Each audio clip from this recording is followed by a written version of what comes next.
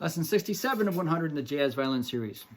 Okay, in previous videos I've talked about chord symbols and second octave notes and how chords can get kind of complicated, and you got to have the secret handshakes to understand their symbols and what they mean, so to know what notes you can fit to them to solo over. So we're getting fancy with chords, and we get to altered chords. Now, in jazz, sometimes chordal players will alter the chords at will. Especially in a band where there's like one main chord player. If you got a guitar player and a piano player in the band, they probably have to kind of work it out.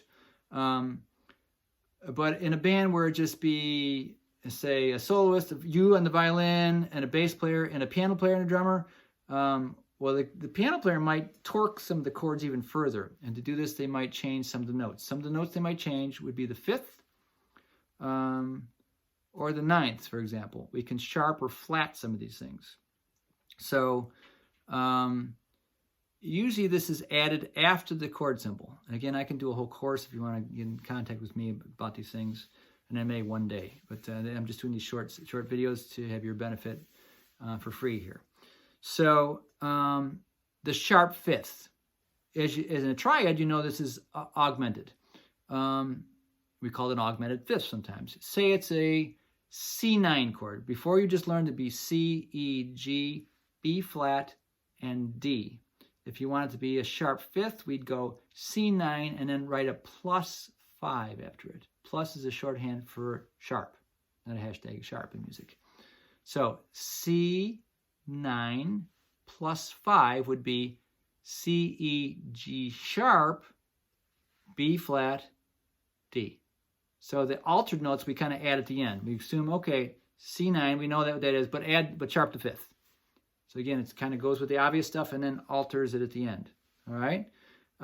You can flat the fifth if you want. This is done on minor chords sometimes. So say it was D minor 7 minus 5. That means D, F, A with a D minor triad. But we're going to flat the fifth, the -5. So D, F, A flat, and the C, D minor 7 with a flat 5. Some people call it half diminished, by the way. These are some oddities. A full diminished is another thing. By the way, the old school symbol for that chord I just described, the D minor 7 with a flat 5, new school is that's the way it's right now, even though it's more complicated. D, M, 7 minus 5. It's called half diminished in some circles. Even though that's kind of complicated, it's easier to know than the original symbol, which was D little circle, which was the diminished symbol with a slash to it, half diminished. That seems kind of cool, doesn't it? But D little circle versus D little circle with a slash to it, it was easy to confuse them. So the longer symbol, D, M, 7 minus 5, there's no mistaking that for the fully diminished chord. So, and I can talk about that in a minute. We can also add sharp nines or flat nines, and we can also do a flatted 13th, which is pretty rare. And again, they just pile up. If it could be C7 +5 minus 9 plus 11. That'd be, what did I say? C7 with a sharp fifth, change the fifth, with the ninth added, but flatted ninth, and with an 11th sharp. To be pretty complicated chord. Let's see if I can play it on the piano.